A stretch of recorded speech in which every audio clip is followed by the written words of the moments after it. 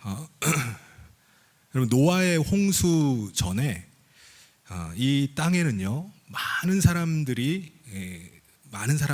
온 땅이 편만했습니다. 그리고 그들은 지구 곳곳에 흩어져서 그들의 문명을 이렇게 이루면서 살고 있었습니다. 그런데 하나님을 떠난 인간은요 죄악 가운데 빠지기 시작을 했어요. 그래서 하나님께서는 죄악이 그 땅에 관영함을 보시고 그들을 심판하기로 결정을 하십니다. 그래서 온 인류를 단 8명만 남기고 싹 쓸어버려요. 그래서 하나님은 그 8명으로 다시 시작하기를 원하셨습니다. 그래서 우리가 성경을 보면은 온 인류의 시작이 노아의 가족 8명으로부터 다시 시작되는 것을 봅니다. 그래서 창세기 11장에 보면은 노아의 후손들이 어떻게 번성해 가는지를 이제 기록을 합니다. 그런데 이제 방주에서 내린 노아가 땅에 정착을 하고 후손을 낳고 살면서 그 사람들이 점점 늘어나서 동방으로 옮겨가기 시작하는 거예요. 그래서 동쪽으로 계속 가다가 그들이 시날 평지를 만나게 됩니다. 시날 평지가 어디죠? 지금의 중동, 이라크 그 지역이라고 합니다. 그들이 이곳에서 뭐를 하기 시작하죠? 11장 3절 4절에 보면 서로 말하되 자 벽돌을 만들고 견고히 굽자 하고 이에 벽돌로 돌을 대신하여 역청으로 진흙을 대신하고 또 말하되 자 성읍과 탑을 건설하여 그 탑 꼭대기를 하늘에 닿게 하여 우리 이름을 내고 온 지면에 흩어짐을 면하자 하였더니, 사람들이 이제 더 이상 우리가 홍수로 멸망당할 일이 없도록 우리가 탑을 쌓자라는 거예요.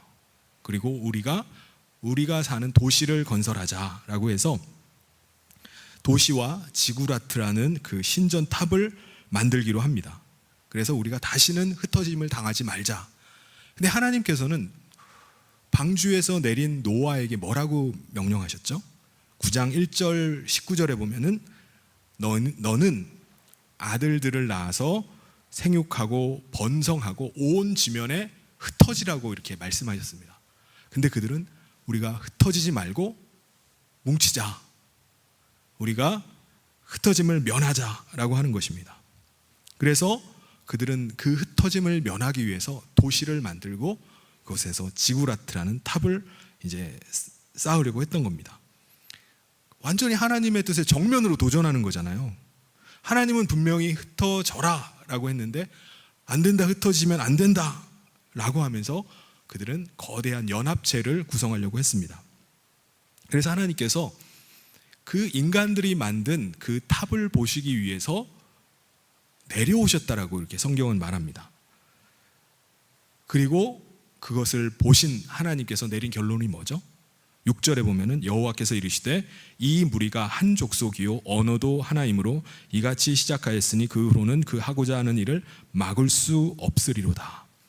이들이 지금 이렇게 모의를 해가지고 흩어지라고 했는데 흩어지지 않고 흩어짐을 면하고 하나님을 대적하는 일들을 하게 된 이유가 언어가 같기 때문이라고 판단하신 거예요. 그래서 언어를 달리하기로 하신 겁니다. 그러니까 모든 사람이 한 언어, 한 족속이다 보니까 이런 시도가 가능한 거예요. 그래서 다시는 이런 일이 재발되지 않도록 하기 위해서 하나님께서는 인간의 언어를 혼합시켜 버리셨습니다. 그러니까 언어를 달리 해버리신 거예요. 그러니까는 온 인류가 흩어지기 시작합니다. 온 지면으로 흩어져요. 그래서 10장에 보면은 그 10장의 족보가 이렇게 쭉 나오는데 이때 흩어졌던 그 노아의 자손들이 어디로 흩어졌는지가 나와요. 야벳의 후손들은요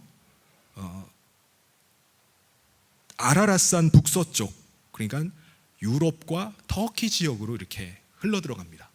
그래서 이들은 이제 이스라엘 백성들의 주 무대가 이쪽 팔레스타인 이 지역이잖아요. 그러다 보니까 성경에는 이 야벳 족속에 관한 기록이 별로 없어요. 그들은 이 여기에 팔레스타인에 거주하는 자들과 접촉할 일이 없어서 아예 그들은 성경에서 사라져 버립니다. 그럼 함의 자손들은 어디로 가죠? 아라랏산 남서쪽으로 이렇게 갑니다. 거기가 이제 아프리카 지역이에요. 아프리카 지역을 중심으로 지중해 동쪽 지역에 이제 자리를 잡습니다. 이 함의 자손 중에 구스가 있습니다. 구스에게는 니무롯이라는 강한 자가 나타나. 구스는 어디를 말하죠? 에티오피아를 말합니다. 그러니까 아프리카 지역에 자리를 이제 잡게 됩니다. 그래서 니무롯이라는 그 구스의 자손은 바벨과 아수르와 니느웨 같은 큰 성읍들을 이제 건설을 하게 됩니다. 함이 과거에 어떤 일이 있었죠? 노아가 포도주에 취해 가지고 이제 잠들었을 때 하체가 드러낸 채로 잠이 들었잖아요. 함이 그걸 먼저 발견하고 아버지의 그 부끄러움을 자기 형제들에게 가서 이야기를 합니다.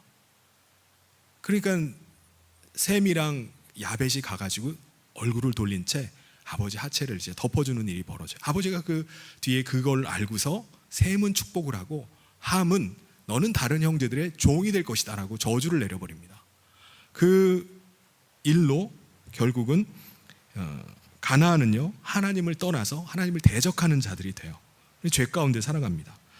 나중에 하나님께서 이스라엘 백성들을 그 가나안 땅으로 부르신 다음에 그들에게 뭐라고 말씀하죠? 가나안에 있는 가나안의 후손들을 멸하라고 이렇게 명령을 하세요. 그리고 가나안의 후예들 중에 하나, 함의 후손들 중에 하나가 바로 소돔과 고모라와 아드마와 스보임입니다. 이들은 결국은 하나님의 진노로 완전히 멸망을 당하게 됩니다. 이제 마지막 셈은 어디로 가죠? 셈에게는요 5 아들이 있었어요. 10장 21절에 보면 이렇게 표현합니다. 셈은 에벨 온 자손의 조상이요 야벳의 형이라 그에게도 자녀가 출생하였으니. 근데요 이 에벨은 누구냐 하면은 셈의 3대 손이에요. 3대 손인데 에벨이 온 자손의 조상이라고 이렇게 말합니다. 셈은 에벨 온 자손의 조상이라고 이렇게 표현을 해요. 왜 이렇게 표현할까? 에벨에 대해서 왜 이렇게 강조를 둬가지고 이렇게 표현할까? 성경을 보면 알 수가 있습니다. 성경에 보면요 족보들을 이렇게 보면요 장자권이라는 게 있어요. 그래서 장자의 이름을 이렇게 기록하는 순서로 족보가 기록이 됩니다. 그래서 장자들의 이름이 쭉 나오는데 이 족보 안에는요 장자권 말고 족장권이라는 게 있어요. 그러니까는 족장권은 자기 부족의 대표의 의미입니다. 근데 이 족장권은 위의 족장이 죽어야지 그 다음 때로 족장권이 넘어가는 거예요. 다음 순서로 갑니다. 그럼 예를 들면은 아담의 장자권은 사실은 누구죠? 가인이에요. 가인이 동생 아벨을 죽여버렸어요. 그래서 족장권이 누구한테 넘어가죠? 가인이 있는데 장자 가인이 있는데도 불구하고 족장권은 셋에게 넘어가 버립니다. 셋이 이제 족장권을 받은 다음에 그가 죽으면은 그 다음 아들이 족장권을 받게 돼요. 쭉 넘어가다가 야렛 때에 이르러 가지고 그 야렛의 아들이 에녹이에요. 근데 에녹이 다음 족장권을 받아야 되잖아요. 근데 에녹이 족장권을 안 받고 그 다음 무두셀라한테 넘어가요. 족장권이. 왜 그러죠? 에녹이 승천해 버렸기 때문입니다. 그래서 족장권이 에녹에게 안 넘어가고 야렛에서 무두셀라로 넘어가요. 그 다음 무두셀라 다음으로 족장권이 이제 넘어가야 되는데 우리가 잘 아는 것처럼 무두셀라가 너무 오래 사는 거예요. 자기 아들보다 더 오래 살아요. 아들이 먼저 죽어버렸어요. 그래서 족장권이 무두셀라에서 한번 건너뛰어서 노아에게 넘어갑니다. 노아의 족장권은 이제 장남 셈에게 넘어가요. 그래서 성경에도 보면은 셈의 하나님을 찬송하리로다 하면서 셈의 믿음을 이제 축복을 합니다. 셈이 이제 족장권을 자기 아들에게 넘겨주려고 하는데 희한한 일이 벌어져요. 뭐냐면은 그의 아들이 아르박삿이 다음 족장권을 셈 다음에 받아야 되는데 아들들이 다 먼저 죽는 거예요. 그러다가 그 다음 3대 후에 에벨에게 넘어갑니다. 그러니까 아들들이 먼저 죽고 세 번째 이제 그 증손자 에벨에게 이제 넘어갑니다. 근데 에벨이 또 족장권을 받아가지고 그 다음 때에게 넘겨줘야 되잖아요. 근데 에벨 때 무슨 일이 있었느냐? 바벨탑 사건이 터집니다. 이들이 이제 노아의 홍수가 일어난 다음에 3대 후에 사람들이 시날 평지로 가서 거기서 바벨탑을 쌓잖아요. 바벨탑을 쌓고 나서 온 지면에 흩어짐을 당합니다. 그리고 또 하나가 이때 수명이 반으로 줄어들어 버려요. 사람들의 수명이. 그러니까 에벨은 그 전의 세대니까 400년을 넘게 삽니다.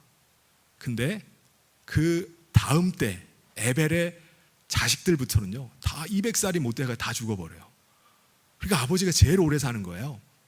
그 다음 아들도 먼저 죽고요.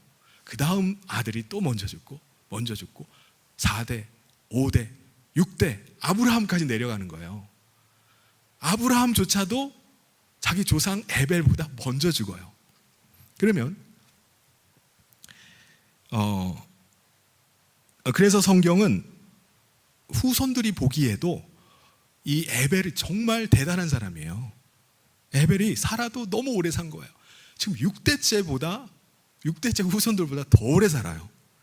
그래서 성경은 뭐라고 표현했죠? 셈은 에벨 후손들의 조상이다 라고 이렇게 표현을 합니다. 그리고 이스라엘 사람을 가리켜서 우리가 유대인이라고도 부르지만 히브리인이라고 부르잖아요. 이 히브리인이라고 부르는 뿌리가 어원이 이 에벨에게서 나온 거예요. 그러니까 에벨이라는 뜻이 에벨을 건너가다라는 뜻입니다.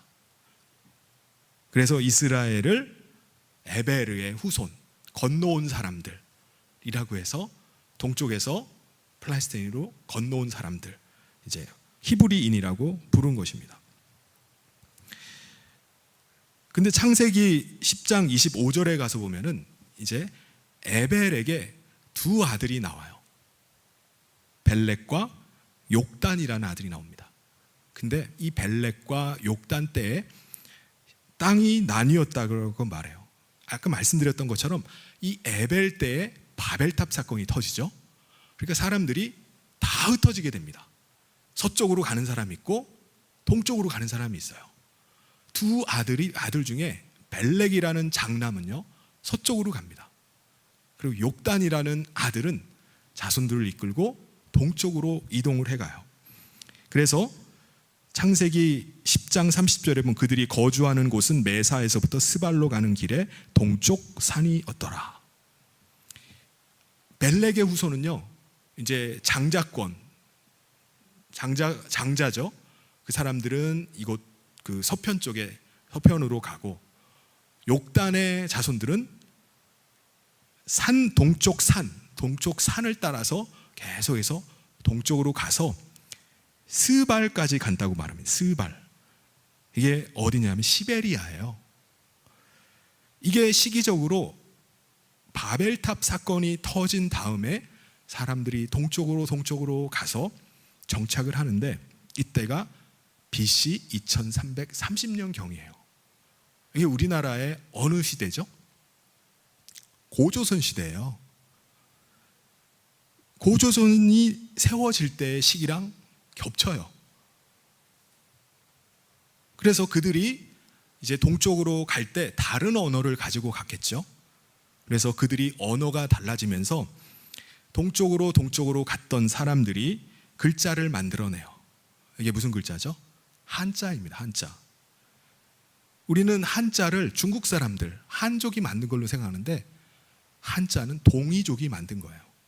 그래서 이 동이족들이 한자를 만들었는데 한자를 보면은 성경의 배경, 창세기를 그 사건을 하나님께서 천지 창조하실 때 사건을 모르면은 전혀 만들 수가 없는 글자들을 만들어내요.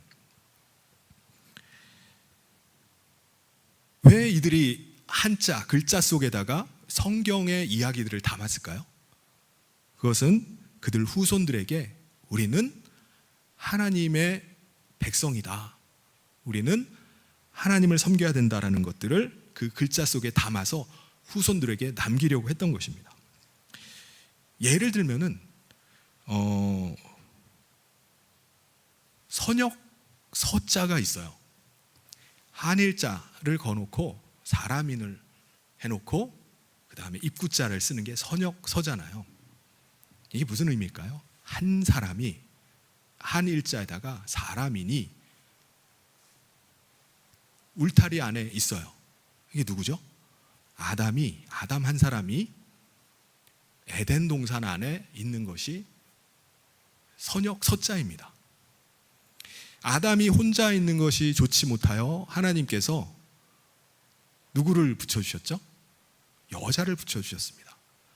그래서 선역 서자에다가 계집 여자를 붙이면요, 이게 구할 요자가 되는 거예요. 노아가 방주에 오르고 나서 올랐는데 방주에 몇 명이 탔었죠? 8명이 탔습니다. 그래서 배 선자는요, 배 주자에다가 8팔자에다가 입구자를 써요. 배에 8명의 사람이 탔다는 것을 표시를 해놓은 겁니다.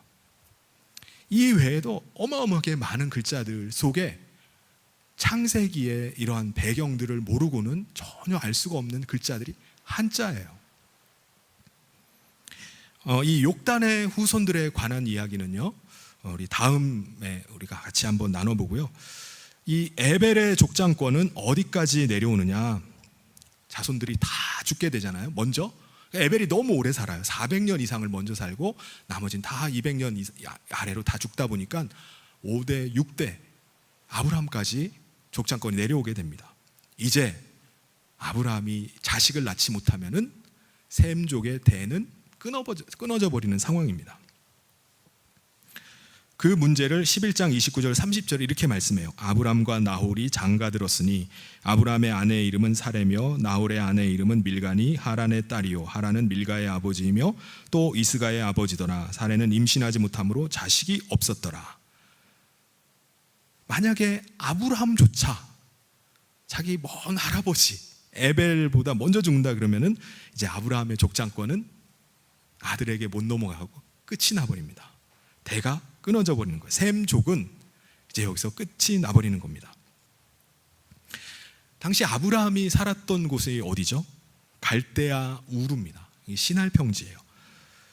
인류가 흩어져서 이제 도시 국가들을 이제 건설하기 시작하는데 우르는 그들이 건설했던 도시의 남쪽 지역에 있는 지역입니다. 이쪽 지역에는 수메르인이라는 사람들이 이제 메소포타미아 이 지역은 수메르인들이 이제 정착을 하고 있었던 지역이에요.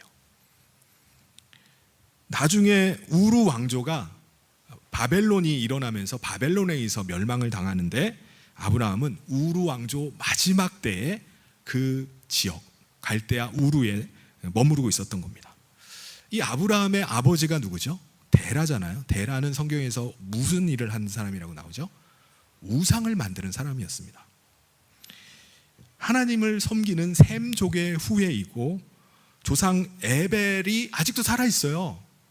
그의 6대조가 아직도 살고 있는데 그럼에도 불구하고 데라는 그 지역에서 살기 위해서 우상을 만드는 일을 하면서 그 지역에 살고 있는 거예요.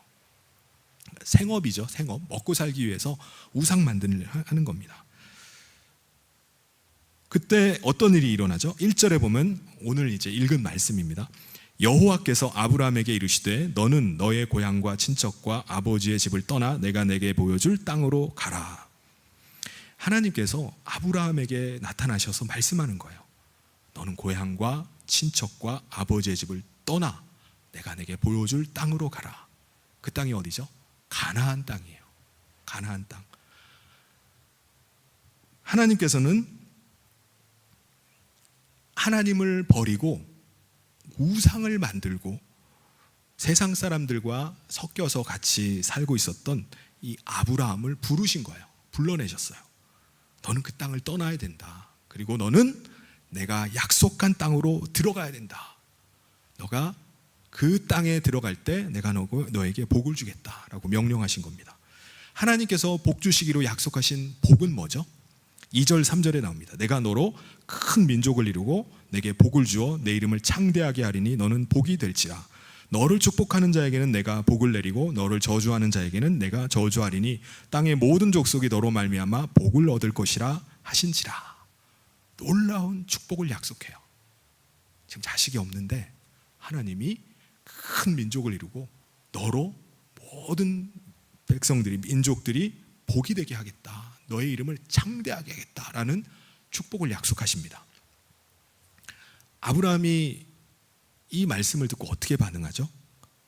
순종을 합니다. 떠나기로 결심을 하는 거예요. 4절에 보면 이에 아브라함이 여호와의 말씀을 따라갔고 롯도 그와 함께 갔으며 아브라함이 하란을 떠날 때 75세였더라. 아니 어떻게 하나님 말씀 들었다고 해가지고 이렇게 가족, 고향 떠나가지고 전혀 알지도 못하는 그 땅으로 갈 수 있을까라는 생각이 듭니다. 여러분, 아브라함이 하나님의 음성을 들었을 때 그는 하나님을 알았을까요? 몰랐을까요? 알고 있었을까요? 모르고 있었을까요? 당연히 알고 있었죠. 왜냐하면 아브라함 때까지만 해도요, 자기 조상들이 5대 조까지 다 살아 있었어요. 다.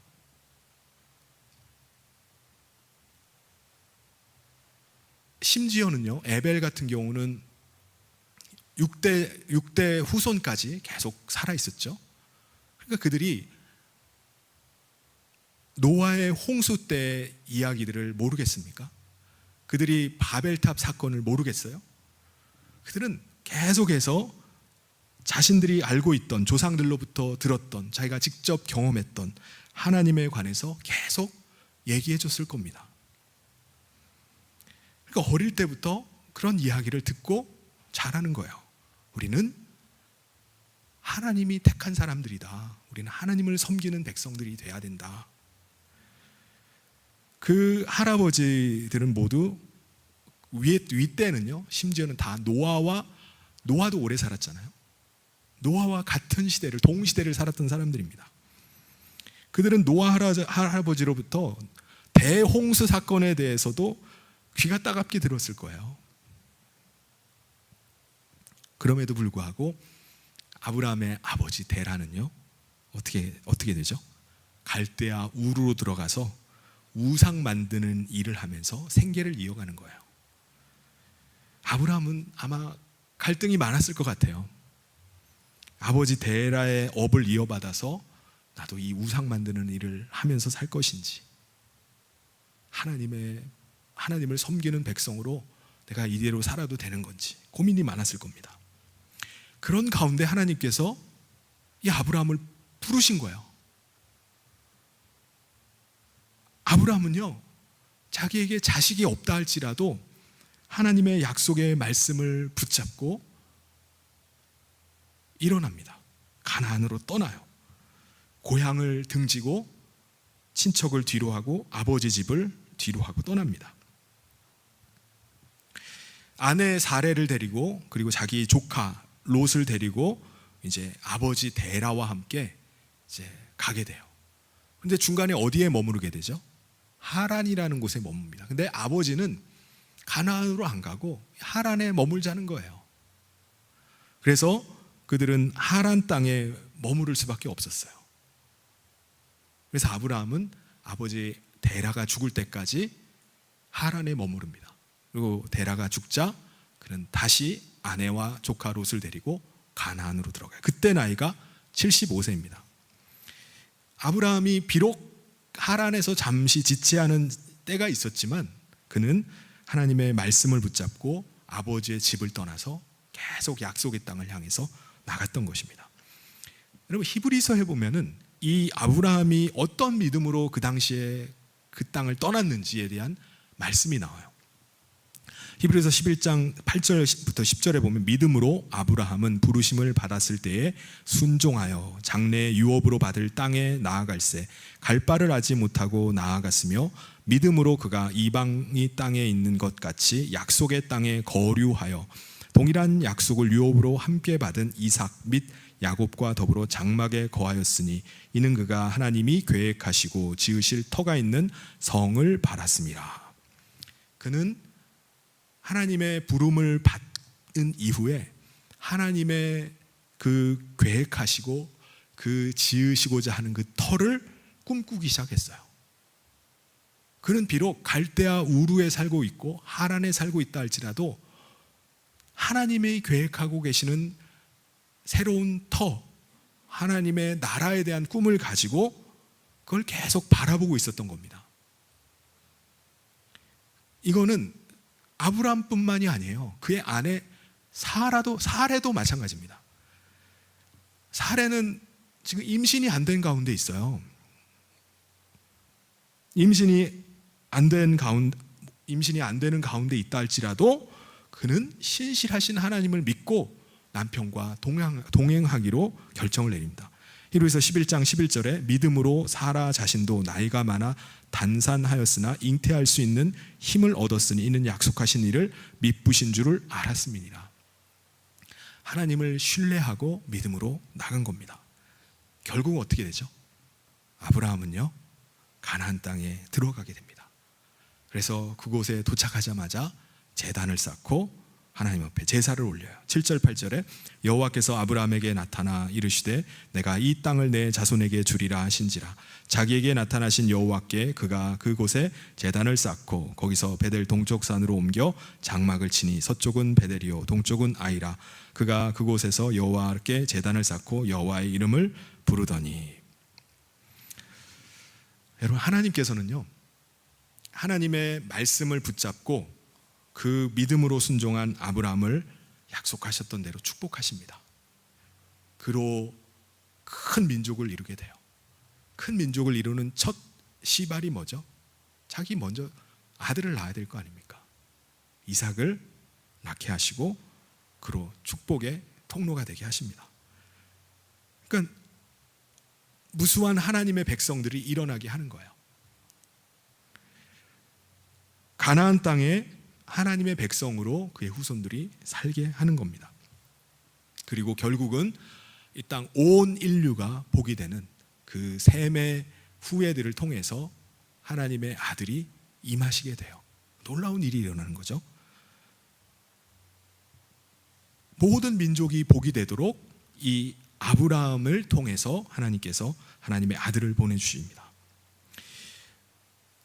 아브라함 때에 만약에 믿음으로 순종하지 않았다면 아마 셈의 가문이 끊겨져 버렸을 겁니다. 그냥 에벨 때에 그냥 족장권이 끝나버렸을 거예요. 그런데 아브라함은요 하나님의 부르심 앞에 믿음으로 순종해서 믿음의 조상이 되고 온 민족에게 큰 복을 안겨줍니다. 모든 민족이 이 땅이 아니라 하늘에 있는 하나님 나라를 소망할 수 있는 길을 열어준 거예요. 여러분 하나님께서는요 오늘도 하나님 나라에 대한 비전을 우리 가운데 주시고 우리를 부르시는 줄 믿습니다. 우리가 이 땅만이 아니라 그 땅이 과연 있을까? 갈 수 있나?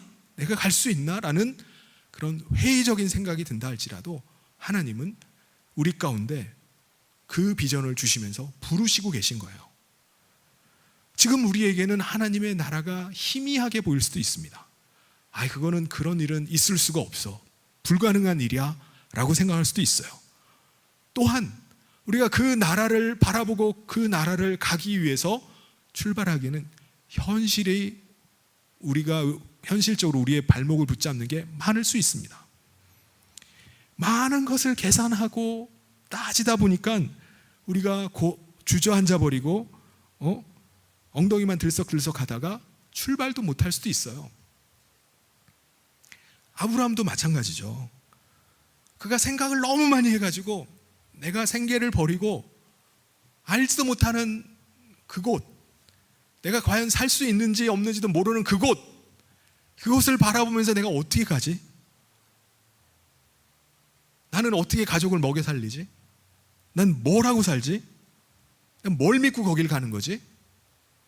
여러 가지 생각을 하면서 고민하고 있었다면 출발도 못했을 거예요. 그런데 하나님의 부르심 앞에 그가 믿음으로 순종합니다. 그때부터 어떤 일이 일어나는 거죠? 하나님이 그를 인도해 가기 시작하는 거예요. 하나님이 자기의 뜻을 아브라함을 통해서 이루어 가기 시작합니다. 사랑하는 성도 여러분, 오늘 이 자리에 앉은 우리들 중에 앞으로 100살 이상 사실 분이 몇 분이나 계실까요? 우리는 언젠가는 다 떠나야 돼요. 우리는 하나님께서 예비하신 그 나라를 향해서 가야 됩니다. 여러분, 해외로 이민을 계획하고 계신 분이 혹시 계십니까? 이민을 계획하면요, 어떻게 해야 하죠? 이 땅에 있는 거를 정리를 하잖아요. 정리. 여기는 내가 앞으로 몇 년 후에 떠날 거기 때문에 여기다가 막 갑자기 막 땅을 사놓고 뭐 여기저기다가 막 하진 않잖아요. 내가 가져갈 수 있는 거는 다 챙깁니다. 다 모아요. 가져갈 수 없는 거 다 나눠줍니다. 베풀어요. 내가 막 지금 와가지고 뭐 여기다 뭐 묻어놓고 뭐 재놓고 왜 그렇게 해요? 어차피 못 가져가는데. 내가 가져갈 수 있는 것만 챙겨가는 거예요. 그러면 우리가 하나님 나라 백성이 되었다면은 아브람과 같은 믿음으로 순종해서 그 나라를 향해서 가야 됩니다. 하나님 나라를 소망하면서 그 나라를 품고 소망 가운데 살아가는 거예요. 내가 이 땅에 살고 있지만 그 나라 백성인 것처럼 그 백성으로 살아가는 거예요. 내가 이 땅에 재어놓고 쌓아놓는 게 아니라 하나님 나라에 내가 다 옮겨놓고 살아가는 겁니다. 그 나라에 가져갈 거, 그 나라에 가져갈 수 있는 거, 그거를 준비하는 거예요. 그렇게 살아갈 때 하나님께서 그 사람을 도우십니다. 하나님께서 인도해 가기 시작해요. 우리는 이 땅에 살고 있지만 하나님 나라 백성으로 소망하고 믿음 가운데 우리가 살아갈 때 하나님께서 우리를 통해서 우리의 자손과 우리의 민족과 열방이 복을 받게 될 줄 믿습니다. 왜요? 그들에게도 하나님 나라를 증거하며 하나님 나라를 드러내면서 살기 때문입니다. 우리의 소망이 하나님 나라에 있음을 우리의 자손들도 보고 알게 되는 거예요. 우리의 삶을 통해서 하나님 나라는 드러날 수밖에 없어요. 하나님 나라 백성으로 우리가 살아가기 시작할 때 이것이 하나님 나라가 이 땅 가운데 임하는 것입니다. 그래서 하나님 나라의 백성으로 귀하게 쓰임받고 또 하나님이 부르실 때 영광 가운데 그 나라 가운데 들어가게 되는 저와 모든 성도님 되시기를 주님의 이름으로 축원합니다. 우리 찬송 같이 하고 이 시간 같이 좀 기도하도록 하겠습니다.